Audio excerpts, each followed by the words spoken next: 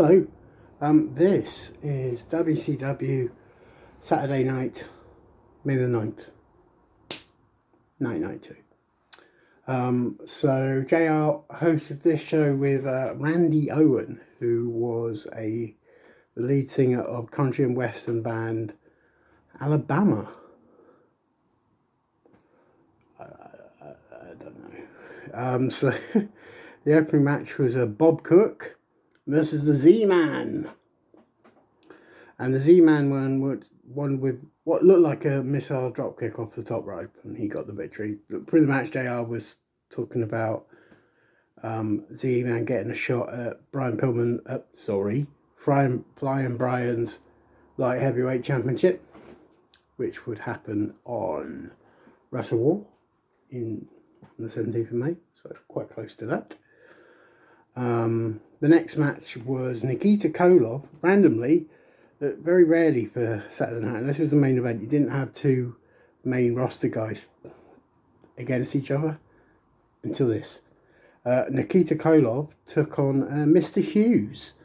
Big, powerful match. Not bad. Okay, nothing special.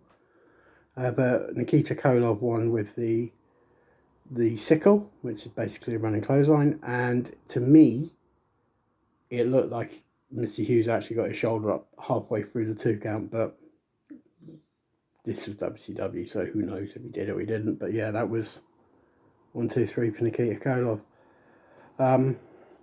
So before the next match, they introduced the WCW United States Heavyweight Champion and the number 1 contender to the WCW World Heavyweight Championship. Yeah, people have forgotten that he is the number 1 contender.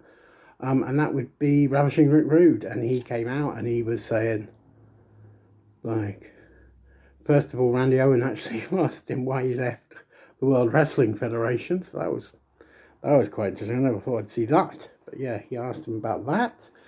And he said, like, basically he was told he was going to get a shot at the world title in the World Wrestling Federation. That didn't happen. We all know the truth behind that story. He is right. He was supposed to get a world title shot and series with Rude, with Hogan, and Hogan never wanted to work with Rick Rude. He didn't think he was on his level, which is ludicrous, because I take 78 Rick Rude's over 1 Hulk Hogan. So yeah, and then he introduced Medusa, and before Medusa said anything, there was these women in the crowd, and one of the women said that Ricky Steamboat was having an affair with her, and then another woman came out and said she was having an affair with him, and oh yeah, it was weird and odd, but yeah, that's how it ended. And then the next match was well, this is interesting. The next match was Vinny Vegas with a wrestler they didn't give a name to, so I'm calling him the unknown wrestler, or I'd like to call him now, I got beaten up by Vinny Vegas, because he did. And Vinny Vegas's finishing maneuver, as I said before, is Snake Eyes. Yeah, he actually used that as a finishing maneuver. It was a bit rubbish. So yeah, it was all right. WCW really didn't know what to do with Vinny Vegas at that point. I think he was just there. The next match was making his return after a long injury layoff, which was Diamond Stud, and he took on Rob Campbell. And the Diamond Stud won with, I don't know what you would call it really. So over the back of the shoulders. I don't know what that was called. Diamond Stud wouldn't be long for WCW. That's all I'll say. More on that another time. But yeah, he won there. The next match, the 5th match of the evening, was a light heavyweight match between Scotty Flamingo versus Brad Armstrong. It wasn't a bad match. I mean, Brad Armstrong looked really good. Scotty Flamingo just looked like Scotty Flamingo and just, I don't know, just looked really bad. And so the end came when Brad Armstrong tried to suplex Scotty Flamingo.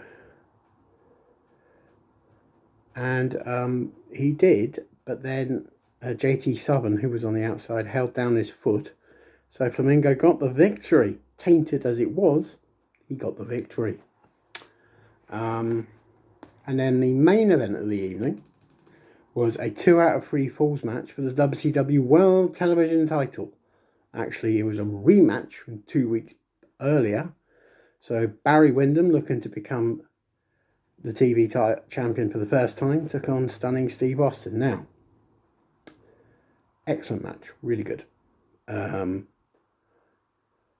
Yeah, I quite enjoyed Paul Heyman, even though Boy Dangerously, because his voice was just irritating. But yeah, it was a good match, really good match. Barry Windham won with the first fall. He got that. He won by pin. Then Steve Austin levelled it at 1-1 when he hit the stun gun, which, if you haven't seen, we held Windham and then drove him onto the top rope. Stun gun. The weird thing about this was they didn't show the pin. It was really weird. They just decided to focus on Heyman dangerously. Weird. Very strange. And then the third fall, was Windham was gonna get hit by the WCW TV title by Stone Cold. Don't know who he is. By stunning Steve Austin, and he ducked, and he got the I think he got a suplex. I can't remember now. It was last night. I've slept since then. But yeah, he won, and your new WCW World Television Champion is Barry Windham. Except that Barry Windham, after the match, got belted, literally, by Austin, and Austin ran away with his title. So yes, Barry Windham is the TV champion without a belt, a strap, as they called it in those days. So yeah, overall, I would say it redeemed with the main event, so I'd probably give it a 6. It was all right, but it was one of the better Saturday nights, but I quite enjoyed it. Where do we go from here? Right, so I haven't touched on this because I should have, but things happened with personal things that I didn't really want to do this video, so I'm going to do it now. So a few weeks ago, WWE got rid of 20 people. Now, a lot I could see coming, because a lot of them were either not being used correctly or just jumping from one brand to another. And some of them I'm disappointed that they went. But there's one person that stood out for me that I don't think should ever have been released. And that would be the artist formerly known as Dolph Ziggler. Dolph was around WWE for 20 years. And hi, my name's Dolph Ziggler. Before he was Dolph Ziggler, he had some he had some strange characters. If you remember the Spirit Squad, he was Nikki. And if you remember, Chavo Guerrero had a golfer, and his caddy was Nick. So yeah, Chavo was known as Kerwin White then. It was really bad. But yeah, Dolph came into his own. He was one of the probably most underrated wrestlers out there. Over the last decade, I'd say. He was really good. He won the great, for me, the best Money in the Bank cash-in was when Dolph cashed in on Alberto Rio the night after WrestleMania in 2013. Still the best cash-in for me. Well, apart from Liv, obviously, because Liv was great. But yeah. Yeah, disappointed to say the least. I thought that 20 years would get you a bit more respect, but WWE are doing it for a reason. I don't know what the reason is. I don't know why they keep budging. This is the same day they release people, pretty much on the same day that they announced that the Elimination Chamber would be in Perth next February, and this new TV deal in America for SmackDown to go to the USA. So yeah, timing was bad, really bad. But yeah. But unfortunately, that's the industry. People come, people go, people stay, people don't. It's just what it is. Yeah, so that is your review, my opinions on the releases. Thank you for watching.